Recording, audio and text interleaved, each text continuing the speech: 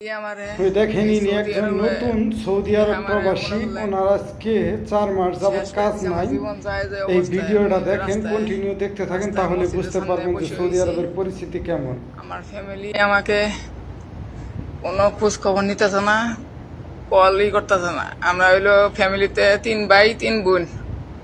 আমার বোনের জামাই 3টায় প্রবাসে দিয়া প্রবাসে আইছিলাম, কোনো সাপ্লাইয়ের মধ্যে পড়ে রয়েছি, কাম কাজ দেখাইতেছে না। আমার জীবন হুকাইয়া শেষ হয়ে গেছি ভাই।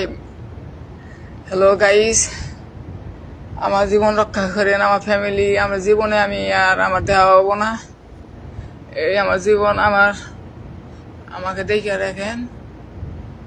আমার ফেস, আমার বাসা হইলো টাঙ্গাইল ঘাটাইল। আমি সৌদি আরবে আইছি। নইলো আমার কোনো কাজ কাম নাই। আমার ফ্যামিলি আমাকে প্রবাসে দেওয়ার পরে আমার কোনো যোগাযোগ করে না। আর আপনারা তো ভাবেন যে আর সৌদি আরব জীবনে যাইতে দেখা হবো না, পারলেই মনে হয় বাংলাদেশ লাখ লাখ টাকা কামাইতাছি, কোটি আর কোটি জীবনে টাকা বাংলাদেশ কামাইতাছি। দেখা হবো না। লাইভে চলে আসলাম। আপনারা খেলে আসার জন্য আমি এই প্রবাসেই শেষ। ভিডিওটা ফুল দেখেন। সৌদি কাস্তানে হাত দিয়ে তুলছি, এক টাকা 2 টাকা করে তুলে খাইয়া জীবন বাঁচাই চলতেছি।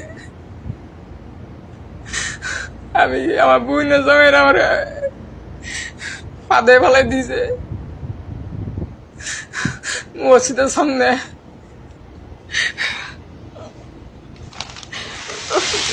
সৌদি কাস্তানে কিছু হাদিয়া দুধ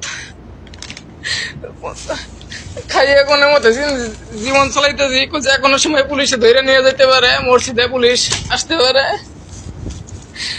কিছু আরবি বাস্তায় বাইরে কিছু আরবি শিখছি, কিছু অল্প অল্প শিখছি।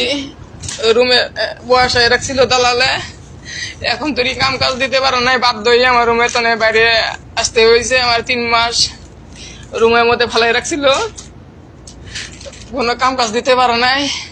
এফসার স্কোয়ার ডেট ওভার করে দিছে 3 মাসের ফ্রি ভিসা। 3 মাসের ভিসা দিয়ে আনছিল, বলছিল কোম্পানি ভিসা দিবে, 1.5 বছরের আকামা দিব। 3 মাসের এফসার ধরাই দিছে আকামা 3 মাসের। হইলো স্কোয়ার মেয়াদ গেছে গা,